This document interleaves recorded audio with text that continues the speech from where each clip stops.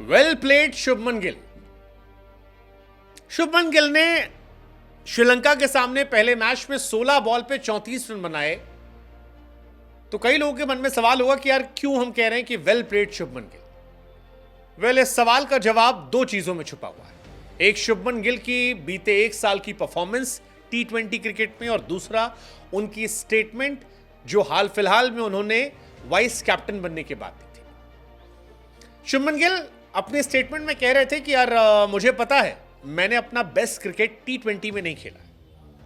मैं जानता हूं कि T20 में मुझ में खामियां हैं और मैं चाहूंगा कि मैं उससे बेहतर करूं। बीते कुछ समय से शुभमन गिल को लेकर जो सवाल उठ रहे थे, या हमने जो सवाल अपने पुराने वीडियोस में उठाए थे, वो इसी बात को लेकर थे कि शुभमन गिल T20 फॉर्मेट में एक स्लो खिलाड़ी है, एक ऐसा खिलाड़ी जो कई बार इनिंग बिल्ड करने के चक्कर में स्ट्राइक रेट से समझौता कर लेता है। और अगर दी लेजेंड विराट कोहली पर हम और आप सवाल उठा सकते हैं उनके स्ट्राइक रेट को लेकर, तो फिर शुभमन पर भी सवाल उठेंगे। और वैसे भी अभिषेक शर्मा और ऋतुराज गायकवाड़ जैसे सुपर टैलेंटेड खिलाड़ी अगर बाहर बैठे हैं तो फिर आप गलतियां नहीं कर सकते। लेकिन शायद शुभमन गिल को यह बात समझ में आई, और वाइस कैप्टन बनने के बाद जो पहला मैच खेला उसमें जो शुरुआत की, वो शुरुआत बड़ी इंप्रेसिव थी। ये रन भले ही 34 है, लेकिन जो इंटेंट था वो कमाल का था। और ये इंटेंट कमाल का इसलिए हम कह रहे हैं क्योंकि टीम इंडिया ने इस मैच में 213 रन बनाए 20 ओवर में, और इस इंटेंट की नींव जो है वो ऊपर से दी गई थी, जिसमें यशस्वी जायसवाल और शुभमन गिल की बड़ी भूमिका थी। इस मैच में कैप्टन और वाइस कैप्टन का स्ट्राइक रेट सबसे ज्यादा था। सूर्य कुमार यादव ने 26 बॉल पे 58 रन बनाए, जिसमें 223 का स्ट्राइक रेट था, और शुभमन गिल का जो स्ट्राइक रेट था वो 212 का था। 16 बॉल 34 रन, 6 चौके 1 छक्का।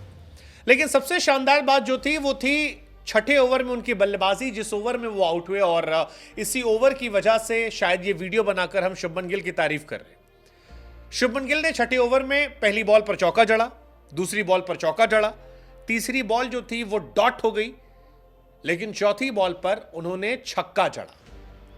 पांचवी बॉल को एक बार फिर लॉफ्टेड शॉट खेला और अपना विकेट वो गवा बैठे। लेकिन कई बार कहते हैं ना, कई बार वो इंटेंट ज्यादा मैटर करता है। टीम इंडिया में ओपनर के तौर पर आपके इंटेंट पर नजर सबकी थी कि आप इंटेंट के साथ खेलते हैं या नहीं खेलते हैं, और शुभमन गिल का जो इंटेंट था वो आज काबिले तारीफ था। एक ओवर में आपने 14 रन बना लिए थे, लेकिन वो इंटेंट जो रोहित शर्मा खेलते थे, वो इंटेंट शुभमन गिल ने इस मैच में दिखाया। चौका चौका छक्का, और उसके बाद भी खेलने की कोशिश की, और अपना विकेट भले ही उस बड़े शॉट पर गवाया, लेकिन उस शॉट से एक मैसेज गया कि आप तेज खेलना चाहते हैं, आप एक मैसेज देना चाहते हैं, और वो मैसेज गया यहां पर। शुभमन गिल जब आउट हुए तो पावर प्ले में स्कोर 74 रन हो गया था, और अगर आप साल 2024 की बात करेंगे तो ये इंडिया का पावर प्ले में सबसे ज्यादा रन था। ये इंटेंट नए भारत की जरूरत है, क्योंकि हर बार मैच यूएसए में नहीं होगा, और इसलिए आपको तेज इंटेंट चाहिए। यशस्वी जायसवाल हर बार की तरह कमाल थे। पावर प्ले जब खत्म हुआ तो वो 20 बॉल पर 40 रन थे, लेकिन शुभमन गिल का साथ में हैंड टू हैंड लेकर चलना इसको खास बनाता है, और ये अपने आप में खास है। शुभमन गिल को एक नई जिम्मेदारी दी गई थी, वाइस कैप्टेंसी की, जिस पर बहुत सारे सवाल उठे। ये सवाल अभी भी हैं, क्योंकि ऋतुराज कमाल के प्लेयर हैं, अभिषेक में जबरदस्त पोटेंशियल है, लेकिन उसके बाद शुभमन की बल्लेबाजी वॉज फैबुलस टुडे।